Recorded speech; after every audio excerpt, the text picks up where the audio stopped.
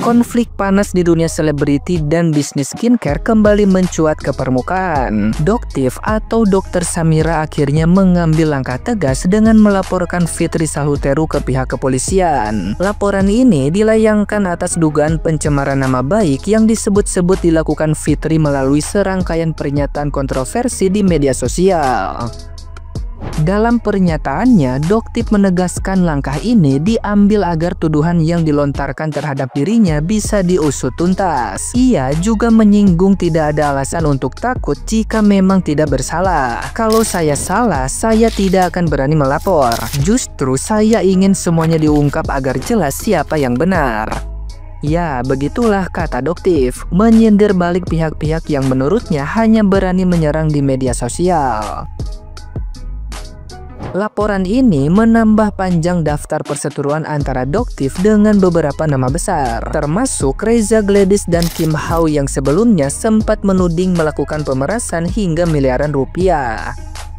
Tidak hanya itu, isu mengenai persaingan bisnis skincare dan dugaan permainan kotor ikut memperkeruh suasana. Doktiv pun memberikan sindiran tajam kepada lawannya yang ia sebut geng tikus dan menegaskan ia siap menghadapi siapapun yang mencoba menjatuhkannya. Di sisi lain, Fitri Salhuteru memilih membalas sindiran Doktiv melalui unggahan media sosial, memunculkan spekulasi bahwa konflik ini belum akan berakhir dalam waktu dekat.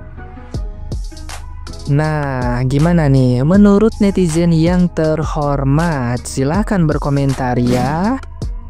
Susah kalau begini, susah mau percaya sama lu susah ya, mau percaya sama Doktiv juga sekarang susah lagi, mau percaya sama si Kim apa lagi, tukang bohong ya, udah tukang bohong. Si Kim itu dari dulu juga gue udah tahu ya, dia tuh cuma nimbrung aja kalau misalkan ada kasus yang lagi viral dia nimbrung tuh ya. Gue kasih tahu sama lu, gue tuh emang pernah lihat ya, dia tuh di mana-mana juga suka kasus ya. Jadi bagaimana, susah untuk mempercayai mereka. Dan buat lu ya yang dibilang ngepos, kenapa sih lu selalu nimbrung terus sih kalau misalkan di kasusnya Nikita Mirzani? Kenapa kagak ada lagi gitu artis yang bisa lu senggol? Kenapa di tiap kasusnya Nikita Mirzani lu muncul terus? Masalah anaknya lu coba muncul ya, masalah ini sekarang lu muncul lagi. Kenapa sih nggak ngurusin yang lain gitu? Belum bisa move on apa dari NM, belum bisa move on apa bagaimana sih? Sekarang mau coba adu domba sekarang. Jadi gini ya, gue tuh nggak di posisinya Doktiv, nggak di posisinya Fitri juga. Mau gue melihat dari kasus ini, dari kemarin tuh gue lihat ya, kok kenapa ya Chen Kurniawan disebut di Tempo tapi dia nggak bermasalahkan, nggak seheboh itu.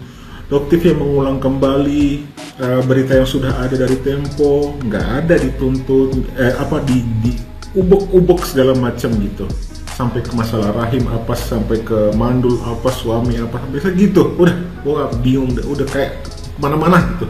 Nah gini, terlepas benar atau tidaknya Dokter Samira itu ada rate untuk mereview produk, terlepas dari itu ya, setidaknya dia sudah melakukan review. Dan buktinya apa? Owner skincare bodong, owner skincare yang produknya bermasalah, akhirnya apa? Contoh Nira Hayati sudah ditahan, kayak gitu. Itu contoh salah satu contohnya. Sudah tinggal sedikit nih yang jual skincare overclaim nih, bermerkuri dan lain-lain gitu. Terlepas dari benar atau tidaknya, karena ini belum ada bukti. Kalau memang Fitri ada bukti, laporin aja, susah amat laporin. Itu kan hanya dugaan. Ingat, ada praduga tak bersalah, itu ada ya. Jadi kalau emang mau dibuktikan Dokter Samira itu ada rate-nya untuk mereview, ya silahkan laporkan. Nah, biarlah ranah pengadilan, ranah hukum yang akan menentukan kebenarannya gitu. Jangan cuap-cuap kayak menggiring opini dan juga posting cetan yang sepotong-sepotong nggak lengkap segala macam. Buat apa? Itu bukan bukti loh, itu hanya opini ya, belum tentu itu kebenarannya. Jadi jangan menggiring masyarakat ini seolah-olah itu kebenaran. Belum tentu. Ingat, saya juga nggak bilang itu benar atau tidak, tapi belum tentu. Tapi at least ya, setidaknya Dokter Samira sudah melakukan hal yang terbaik. Contohnya, pengusaha-pengusaha produk yang bermerkuri sudah makin sedikit. Masyarakat sudah mulai terbuka pikirannya, sudah tahu apa itu merkuri, hidrokinon, overclaim, yang menggunakan jarum suntik nggak boleh selain dokter atau di tempat praktek klinik langsung gitu. Kan itu edukasi buat masyarakat, terlepas dari siapa yang bayar, review dan lain-lain, terlepas dari itu. Oke. BPOM, sebelum ada Dokter Samira, BPOM sudah berdiri tegak di muka bumi ini. Tapi apa pernah melakukan seperti apa yang dilakukan Dokter Samira? Bukan rate-nya ya, bukan berharga ya, bukan ada harganya nge-review, bukan. Apakah sudah membuka secara publik overclaim yang seperti overclaim dan hidrokinon segala macam? Ada? Tentu tidak. Jadi terlepas dari benar atau tidaknya Dokter Samira ada rate untuk review, setidaknya ada kebaikan di balik itu yang dilakukan. Gitu, Ibu Fitri, ya.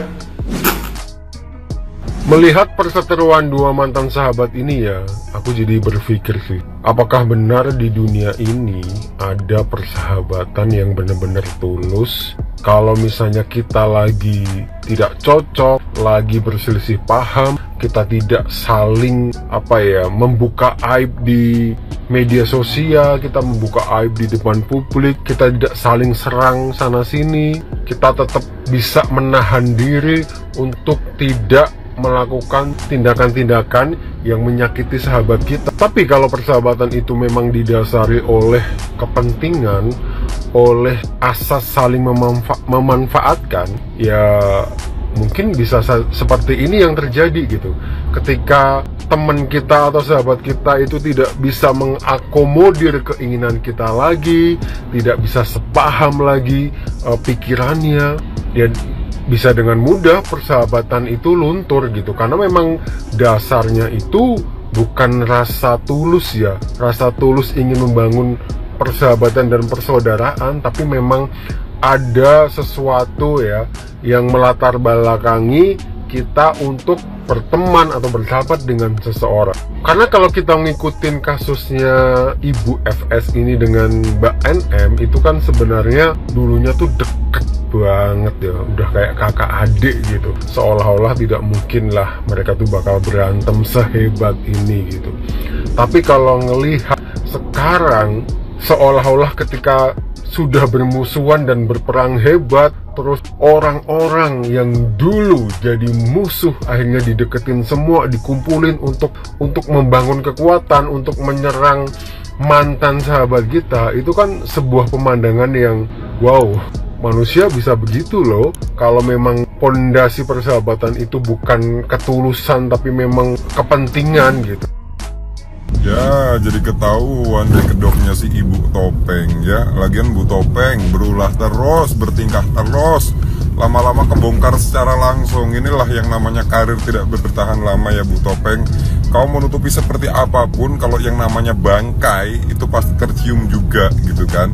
Sama aja dengan halnya perbuatan buruk, itu pasti akan mencuat juga dan tercium juga.